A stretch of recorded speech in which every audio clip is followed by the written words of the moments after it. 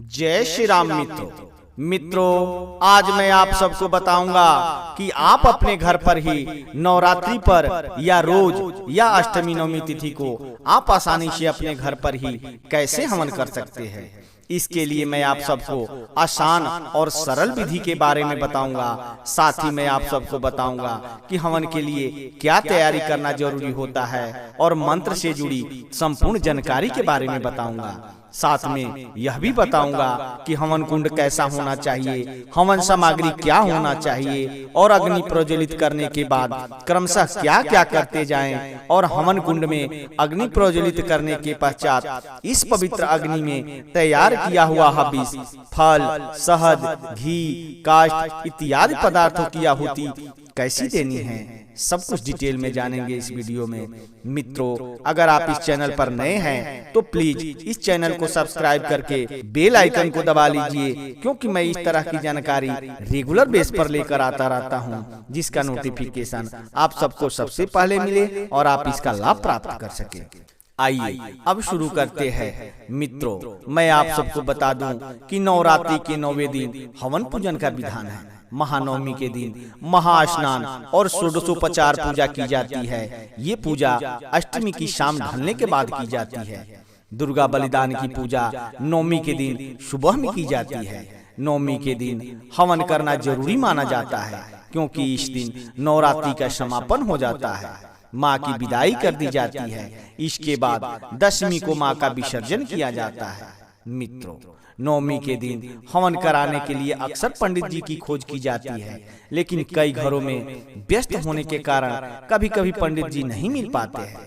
ऐसे में आप परेशान हो जाते हैं, लेकिन आपको परेशान होने की जरूरत नहीं है। नवरात्र की हवन आप खुद भी कर सकते हैं, लेकिन इसके लिए हवन, पूजा विधि और मंत्र की जानकारी जरूरी है।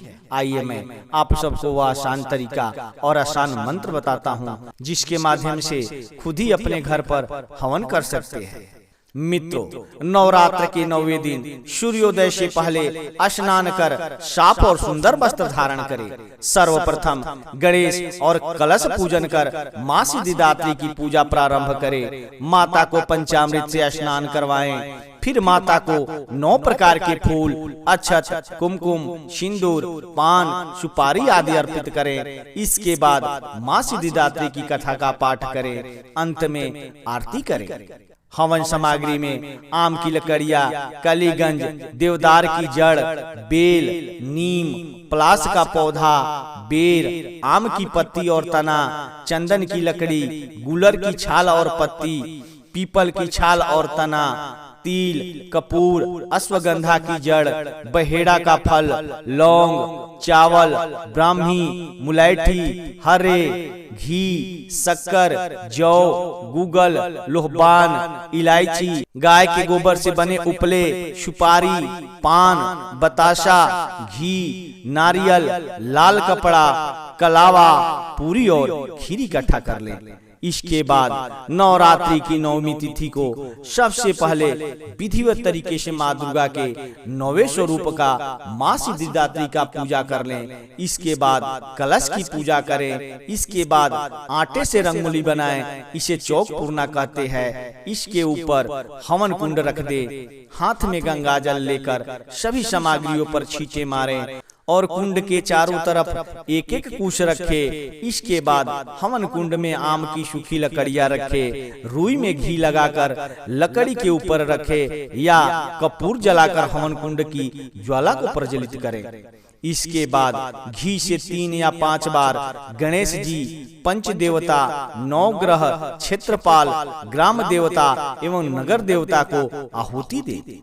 इसके बाद ओम ऐं ह्रीं क्लीं चामुंडाय विचे नमः मंत्र से माता के नाम से 108 बार हवन कुंड में हविष्य डालें। आप इसका गिनती यानी काउंटिंग करने के लिए आप तुलसी का माला ले लें, जिससे आपको इसका गिनती करने में परेशानी न हो। जब हवन मंत्रों के साथ 108 बार आहुति डाल दे, उसके बाद आपको किन किन मंत्रों के साथ आहुति डालनी है वह भी जान लीजिए। मैं आपको बता रहा हूँ।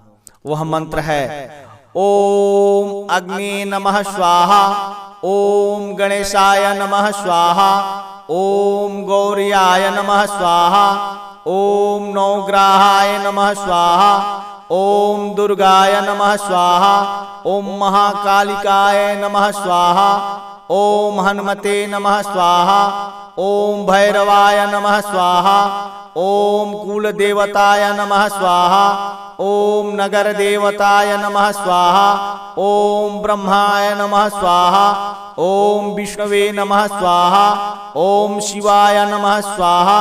इसके बाद ओम जयंती मंगला काली भद्रकाली कपालिनी दुर्गा क्षमा शिवा धात्री स्वाहा स्वधा नमस्तुते स्वाहा। ओम ब्रह्मा मुरारी त्रिपुरंतकारी भानो शशि भूमि सुतो बुधश्च गुरुश्च शुक्र शनि राहु केतव सर्वे ग्रहा शांतिकरा भवन्तु स्वाहा। ओम गुरुर्ब्रह्मा गुरुर्विष्णु गुरुर्देवा महेश्वर गुरुर्साक्षात् परब्रह्म तस्मै श्री गुरुवे नमः स्वाहा। ओम शरणागत दीनार्थ परित्राण परायणे सर्व आस्थार्थी हरे देवी नारायणी नमस्तुते। अब इसके बाद हवन में खीर का भोग डालें, फिर एक सूखी नारियल ले, इसके चारों ओर रक्षा सूत्र लपेट दे, इस पर घी मल ले, इस नारियल को हवन कुंड के बीच में रख दे। अंत में बचा हुआ हवन धूप को ऊपर से डालकर इस मंत्र को बोले, ओम पूर्णमदः पूर्णमिदं पूर्णात् पूर्णमुदच्यते पूर्णस्य पूर्णमादाय पूर्णमेवावशिष्यते।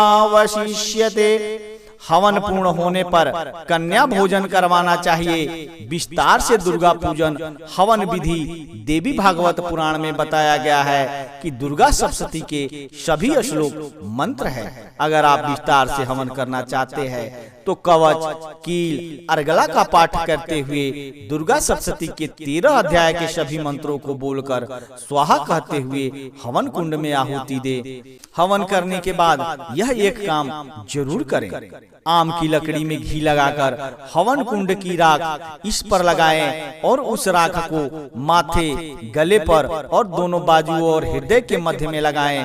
महिलाओं को केवल गले पर लगाना चाहिए। इस राख को लेकर किसी पोटली में बनाकर रख ले और इसको सुरक्षित स्थान पर या फिर अपने तिजोरी में रख ले। यदि कोई बीमारी हो जाता है तो नजर दोष जैसे लगे तो इसका तिलक कर सकते हैं, आपको फायदा होगा। मित्रों, मैं इस चैनल पर कन्या पूजन के लिए विस्तार से वीडियो बनाकर अपलोड कर रखा हूं, आप उसे देखें और उसका लाभ प्राप्त करें। उसमें मैंने विस्तृत बताया हूं कि कन्या पूजन कैसे करना है, क्या विधि है, आप उसे देखें और उसका लाभ प्राप्त करें। मित्रों, यह जानकारी आपको कैसी लगी? अगर आप सबको यह जानकारी अच्छा लगा हो तो प्लीज चैनल को सब्सक्राइब करके एक लाइक जरूर कर देना। धन्यवाद।